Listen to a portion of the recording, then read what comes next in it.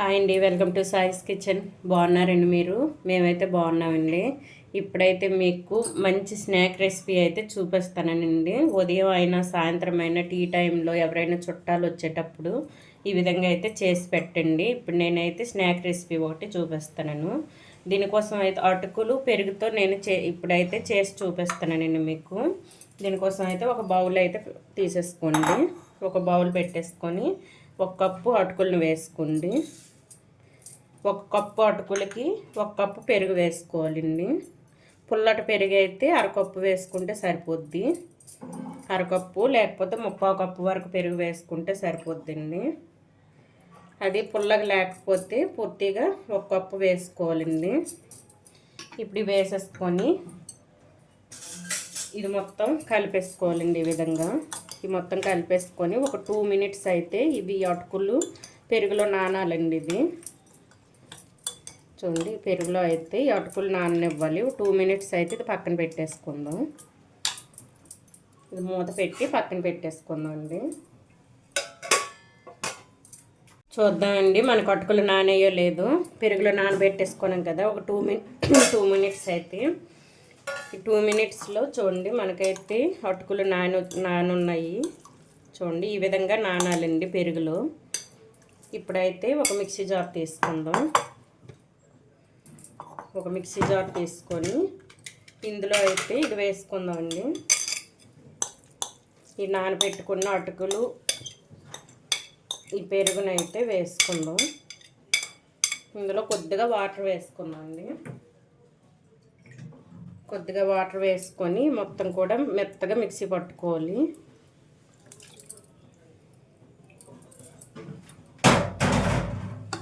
చూడండి ఇప్పుడైతే మిక్సీ పట్టి చూపిస్తానండి. చూడండి ఈ విధంగా అయితే మెత్తగా మిక్సీ పట్టుకోవాలండి. ఈ విధంగా ఉండాలి మనకి పిండి. ఇప్పుడు ఇదైతే ఒక బౌల్లో వేసేసుకుందాం. ఒక బౌల్ తీసుకొని పిండిని అయితే ఇందులో వేసుకుందాం. చూడండి ఈ విధంగా అయితే బౌల్లో వేసేసుకోవాలండి. వేసేసుకొని ఇందులో అయితే కొద్దిగా పసుపు అండి, ఒక 1/2 టేబుల్ స్పూన్ వరకు పసుపు వేసుకోండి. ఇందులోని 1 టేబుల్ స్పూన్ వరకు జీలకర్ర అండి. ఇందులో కొద్దిగా ఒక మీడియం సైజు ఆనియన్ కట్ చేసుకుని సన్నగా కట్ చేసుకున్న ముక్కలు వేసుకోవాలండి. ఇందులోనే ఒక 2 పచ్చిమిర్చి సన్నగా కట్ చేసుకుని వేసుకుంటాను. కొద్దిగా అల్లం తురుమండి. ఇందులోనే కొద్దిగా కరివేపాకు తురుము వేసుకోవాలండి. మీ దగ్గర ఉంటే కొత్తిమీర తురుము కూడా వేసుకోండి. కొత్తిమీర లేకపోతే ధనియా పౌడర్ వేసుకోవాలండి. చూడండి ఒక 1/2 టేబుల్ స్పూన్ వరకు ధనియాల పౌడర్ వేసుకుంటానండి. ఇందులోని టేస్ట్కి సరిపడా సాల్ట్ వేసుకోండి. వేసేసుకొని మొత్తం కూడా మంచిగా కలిపేసుకోవాలండి. ఈ విధంగా కలిపేసుకోవాలి.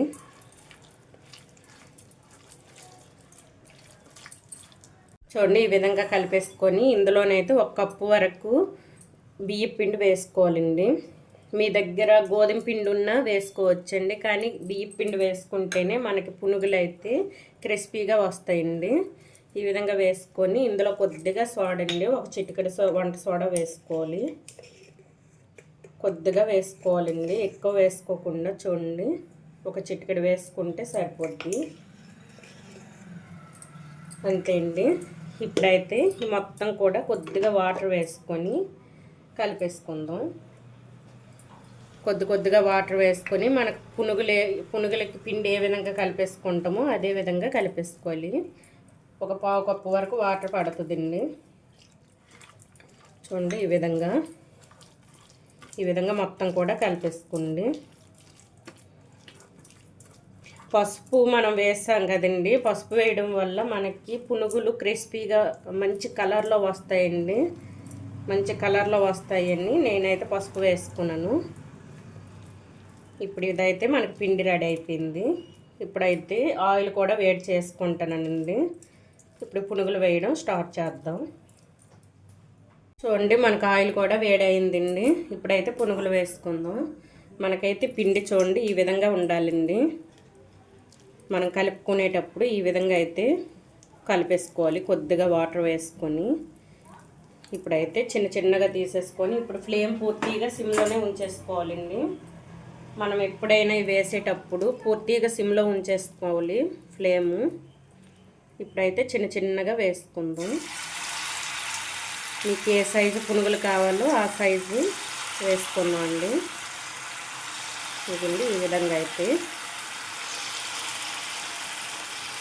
చూసారా, ఈ విధంగా కొద్దిగా దూరంగా వేసుకోండి. అన్నీ కూడా ఇదే విధంగా వేసి చూపిస్తానండి. చూడండి ఈ మొత్తం కూడా ఈ విధంగా వేసుకోవాలండి. వేసుకొని ఇప్పుడు ఫ్లేమ్ మీడియంలో ఉంచేసుకుందాం. మీడియంలో ఉంచేసుకొని రెండు వైపులా కూడా మంచిగా వేగాలండి. ఇది మంచి కలర్ రావాలి, గోల్డెన్ కలర్ వచ్చేంత వరకు వేయించుకోవాలి. ఇవి కొంచెం వేగిన తర్వాత రెండు వైపులా తిప్పుకుంటూ వేయించుకోవాలండి. ఇప్పుడైతే ఫ్లేమ్ పూర్తిగా మీడియంలో ఉంచేసుకొని వేయించుకుంటానండి. కొద్దిగా కలర్ మారిన తర్వాత చూపిస్తాను. చూడండి ఈ విధంగా వేగేటప్పుడైతే ఫ్లేమ్ పూర్తిగా హైలో పెట్టేసుకొని వేయించుకోవాలండి. లాస్ట్ మనం తీసే ఒక 2 మినిట్స్ ముందైతే ఫ్లేమ్ పూర్తిగా హైలో పెట్టేసుకోవాలండి. అలాగైతే మనకి క్రిస్పీగా మంచి కలర్లో వస్తాయండి.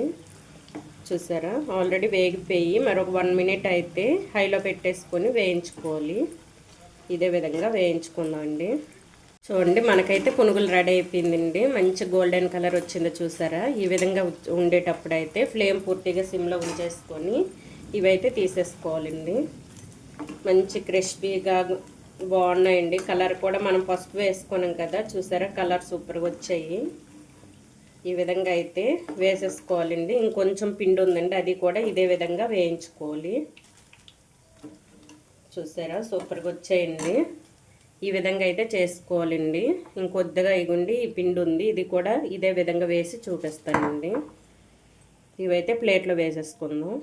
చూడండి మనకైతే పెరుగు అటుకులతో చేసిన పునుగులు అయితే మనకి రెడీ అయిపోయింది. మంచి కలర్ఫుల్గా ఉన్నాయి చూడండి. మంచిగా కలర్లో కనిపిస్తున్నాయి. క్రిస్పీగా కూడా వచ్చాయండి. చూసారా, క్రిస్పీగా ఈవినింగ్ టైంలో చాయ్ టైంలో ఈ విధంగా అయితే చేసుకొని తినండి. దీనికి ఏ సాస్ అయినా పర్వాలేదండి, టమాటా సాస్తో అయినా ముంచేసుకొని ఈ విధంగా తినొచ్చు. టేస్ట్ అయితే సూపర్గా వచ్చిందండి. ఎవరైనా ఇంటికి గెస్ట్లు వచ్చేటప్పుడు కూడా ఈ విధంగా అయితే చేసి పెట్టండి, బాగుంటాయండి. టేస్ట్ అయితే సూపర్గా ఉన్నాయి టేస్ట్. ఈ విధంగా అయితే చేసుకోండి పునుగులు. మీ దగ్గర పెరుగు అటుకులు ఉంటే చాలండి. గోధుమ పిండి అయినా వేసుకోవచ్చు, బియ్యం పిండి అయినా వేసుకోవచ్చండి. ఇవి వేసుకొని అయితే మంచిగా ఇంట్లో చేసుకోండి. ఈ విధంగా క్రిస్పీగా బాగున్నాయండి మనకైతే పునుగులు.